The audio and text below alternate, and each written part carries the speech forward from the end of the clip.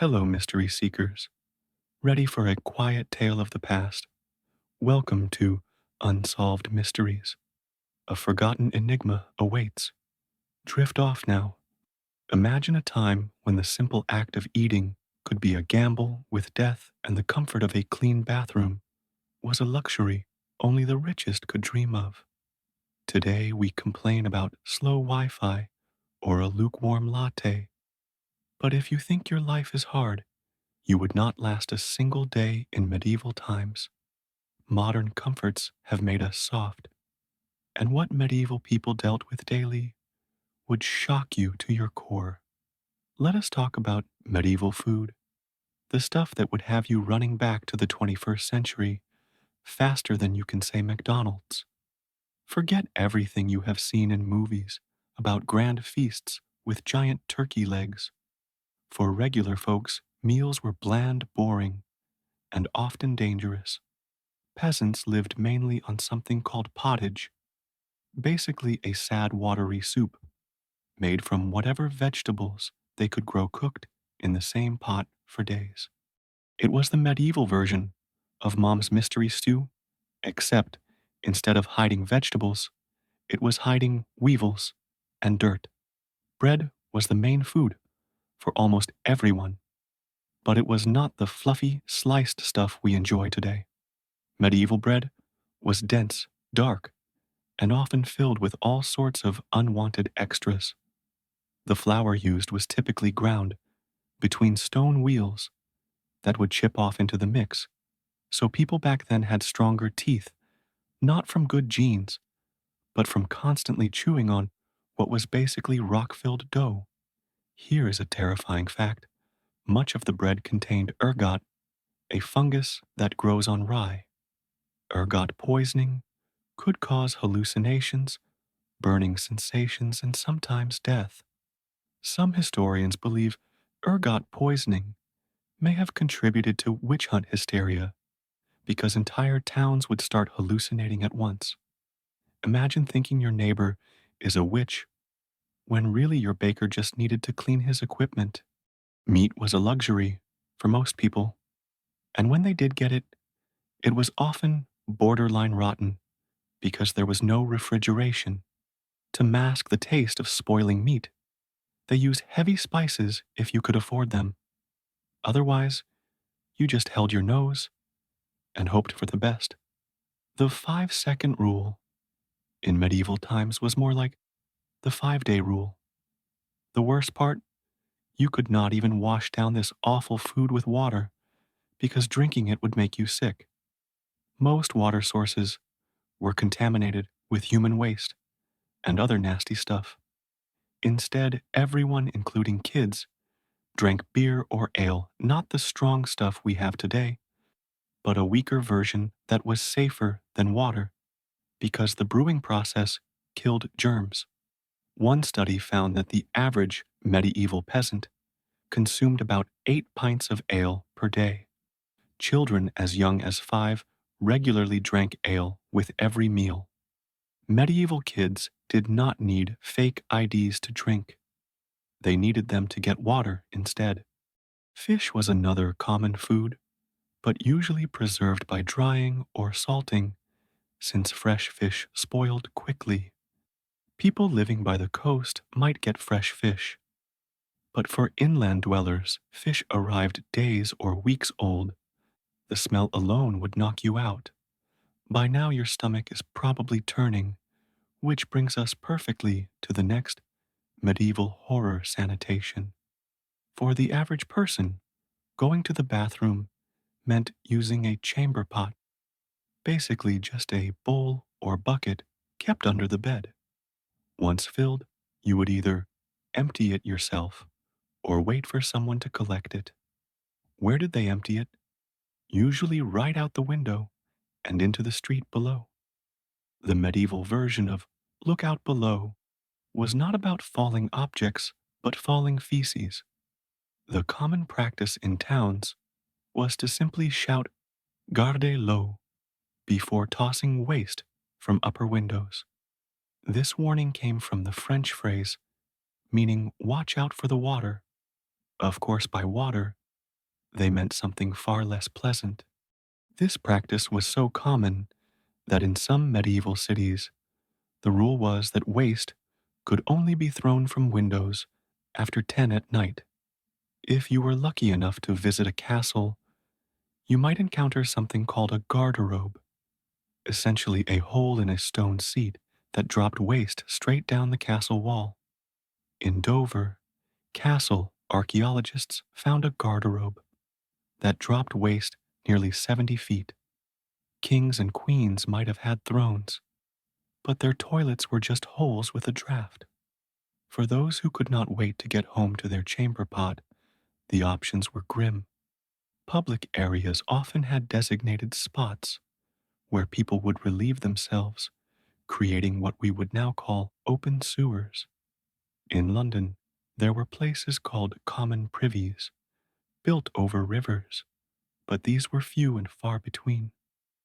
The job of collecting and disposing of human waste was left to the lowest of the low, and even then it was often done poorly.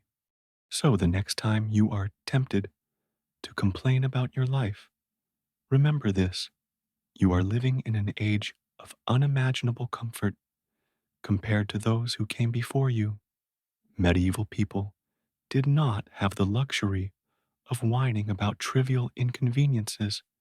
They were too busy surviving, and yet they built castles, wrote poetry, and laid the foundations for the world we live in today. If they could endure that, what is stopping you from overcoming your challenges? The truth is, you are stronger than you think, and the only thing holding you back is the belief that your struggles are too great. They are not. Rise up, embrace the grit of your ancestors, and take action. The world is yours for the taking. Are you ready to claim it? Imagine a world where your daily bread could drive you mad, where water was deadlier than thirst, and where survival was a relentless battle against filth, disease, and backbreaking labor. Welcome to the Middle Ages, a time when modern comforts were a distant dream, and life was a brutal test of endurance. You think your life is tough? You wouldn't last a single day back then. Picture this: your meal is a watery slop of scraps, pottage they called it, cooked in a pot, buzzing with weevils. Bread, your lifeline, is a gritty lump, flecked with stone dust, that grinds your teeth to stubs. Sometimes it's poisoned with ergot, a fungus that sends you twitching and raving, seeing demons in the shadows. Meat, a rare treat, usually rancid, its stink barely hidden by a sprinkle of herbs. And don't dare sip the water. Rivers and wells are cesspits of waste. Instead, you guzzle ale morning to night, even the kids. Booze wasn't a vice, it was survival. Now, imagine needing to relieve yourself. No flush toilets, no privacy, just a pot under the bed, tipped out the window with a half-hearted yell to warn the unlucky souls below. In castles, waste plunges from high walls, through stone chutes, the reek seeping into every room. Cities, they're drowning in filth streets, slick with muck the air, a choking haze of decay. You can't escape it. Work offers no relief. Farmers bend under the sun, clawing at the earth with tools older than their grandfathers, their bodies fuel for a harvest that might not come. Craftsmen fare no better. Blacksmiths gulp smoke. Tanners stew in vats of piss and lime, their hands rotting from the trade. Kids barely old enough to walk are bound to masters toiling 6 days a week. The lowest take night shifts as gong farmers wading through human waste, for a pittance their stench a badge of shame. And when sickness strikes prey, it's quick. Doctors blind to science slice you open to balance your humors, or slap leeches on your skin, sucking out what little life you've got left. A cough could be a death sentence, a cut a gateway to gangrene. Half the babies don't see their fifth birthday, and 30 feels like old age. Yet through this hell, they carved stone into cathedrals, sang songs of hope, and built the bones of our world. So next time you curse a cold shower or a long day, think of them. They didn't just survive, they endured. You're living their victory, wrapped in comforts they couldn't fathom. Take their grit, their fire, and make it yours. The world's waiting. What are you going to do with it? Imagine a world where a single plague could erase half of Europe in a heartbeat, where a throbbing toothache might haunt you forever, and where justice hangs on the whim of fate. Step into the Middle Ages, a relentless crucible, where every day was a fight to stay alive, and death lurked in the shadows. In the mid 14th century, tooth decay gnawed at people's lives. No toothbrushes, no grasp of hygiene, just the ceaseless torment of rotting teeth. Medieval dentists stood by waiting for whales to pierce the village air. And the remedies. They were often more lethal than the ailments they targeted. Mercury flowed freely as a cure for everything from rashes to syphilis, a poison so potent it could snuff out life quicker than the disease itself. Cleanliness was a myth. Their best stab at washing hands was smearing them on grime-crusted tunics, like polishing a muddy boot with a filth-soaked rag. Yet dodging these medical nightmares was only half the battle. Life in this era had endless ways to grind you down. Justice was not merely blind, it was a vicious, fickle tyrant. Laws shifted wildly. One hamlet's norm could be another's felony just 5 miles down the road. No uniform rules existed, and most folks only learned the law when they were shackled for breaking it. Medieval rights. Picture this. You may suffer. You may plead best of luck. Punishments were savage, and uneven steal a crust to fill your empty belly, and you might lose a hand. In England, over 200 offenses meant death, from felling a tree in the king's woods to pocketing more than 12 pence. Trials were a farce. To prove your innocence, you might grip a scalding iron bar, trudging 9 feet. If the burns healed pure, in 3 days you walked free.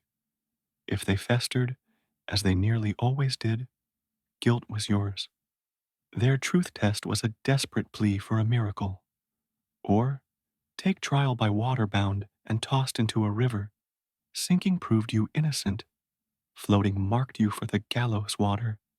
They said shunned the wicked, leaving you doomed either way.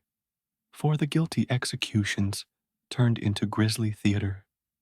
Hanging was a kindness, next to drawing and quartering, dragged by horses through cobblestone streets, strangled to the brink, gutted alive, beheaded then hacked into quarters. Crowds flocked with bread and ale, treating it like a holiday. Medieval amusement was bleak, but it trumped staring at stone walls. Nobles sidestepped this fate. Accused, they could summon a hired blade for trial by combat, or pay off their crimes with gold, while the poor faced the abyss alone. Jails were no refuge, just dank, teeming holes where chains bound you, and starvation loomed unless kin brought scraps. Torture was the norm, not just to punish, but to wrench out confessions tools, like the rack stretching bones, till they snapped, or thumbscrews, grinding digits to dust, made truth whatever the tormentor desired. Still amid this chaos, people clung to life. They battled, they endured, they carved out existence in a world hell-bent on crushing them. So what chains you today? Are you ready to rise as they did against the odds? Imagine a world where justice is a cruel joke and war is a constant brutal companion. A place where the law twists like a dagger in the dark and the penalty for a crime often outstrips its horror. Step into the Middle Ages, an age where life hung by a thread and death lurked at every turn. Here justice was not merely blind, it was a savage beast. Laws shifted from village to village, a chaotic patchwork most never understood until they were snared in its grip, accused of some vague misdeed. Trials were a mockery, steeped in superstition and agony. Picture this: you're forced to clutch a scorching iron bar, staggering 9 feet to prove your innocence. If your wounds healed, you walked free. If they festered, guilt was your sentence. It was a rigged game, a merciless trap, where hope was a faint whisper. Punishments, they were nightmares made flesh. For petty wrongs, you might be clamped in the stocks, head and hands pinned a target for townsfolk, hurling filth and scorn. For graver sins, the cruelty soared. Hanging was a kindness, next to being dragged through the streets, half strangled, gutted, beheaded, and torn apart. Executions drew cheering crowds, a grotesque carnival, where life was cheap and death was sport. Yet justice was only half the terror. War raged ceaselessly, a bloody tide that drowned entire generations. The Hundred Years' War between England and France stretched over a century, from 1337 to 1453, its battles carving scars across the land. At Towton in 1461, 20,000 fell in one day, 1% of England's men, many frozen in a blizzard before a blade ever struck. Combat was no noble dance. It was chaos, brutal, and final. Disease, not steel, was the true reaper, thriving in the filth of crowded camps, claiming half the crusaders before they glimpsed the Holy Land. For peasants, war's worst sting came between clashes. Armies pillaged as they marched, stripping villages, bare burning fields, slaughtering livestock, torching homes. Civilians starved in their wake. Sieges turned towns to tombs. In Paris, from 885 to 886, the trapped devoured rats, cats then each other, desperation gnawing as fiercely as hunger. So what binds you now? In a world stacked against them, medieval souls clawed for survival, defying a relentless storm of cruelty. They fought, they endured, they wrested life from a realm bent on breaking them.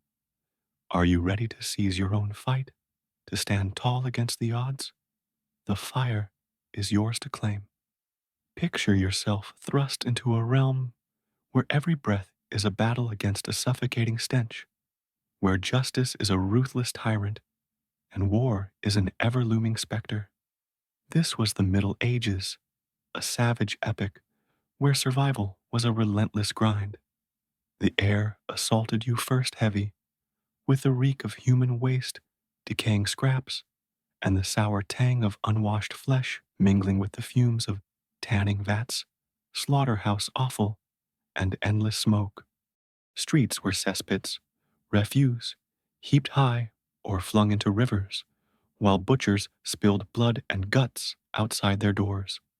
The smell was so crushing that folks clutched herb pouches, pathetic shields against the unrelenting stink. Hygiene was a forgotten art. Most bathed only a handful of times yearly, in spring or late summer, convinced water welcomed disease. Winter meant months without washing lice, thriving as intimate friends. Clothing chafed coarse linen undergarments, tore at the skin, wool outer layers itched fiercely, both worn to tatters. Shoes of thin leather offered no shield from mud or cold. Language was a wall. Middle English from the 1400s would ring foreign to you. Phrases like, "What is your name?" A jumble of strange sounds. You would be a babbling outcast, lost in translation. Privacy was a myth. Families huddled in one-room hovels, eating, working, sleeping side by side, beds shared with kin or passing strangers. Even the rich had servants ever present, shadowing their every move. Leisure was blood-soaked, executions were grand events, mobs roaring as heads rolled, while chained bears or bulls fought dogs to the delight of onlookers. Tamer joys, traveling minstrels, or tales from bards were rare flickers of light. Society was a steel trap. The feudal order pinned 90% as peasants owning nothing, breaking their backs on noble lands with no hope of rising. Knowledge was thin superstition, thick witches' demons, and star-born curses explained every woe. A solar eclipse could unleash town-wide terror. The end felt nigh. News crept carried by foot or horse. Word from 50 miles off might take days, from distant lands months, if it came at all. War was a plague. Medics rubbed dirt on wounds, or prayed over the dying while civilians fled, or faced slaughter villages, razed without mercy. Armies left famine in their wake. Yet if you dodged conscription death and hunger, daily life was its own torment.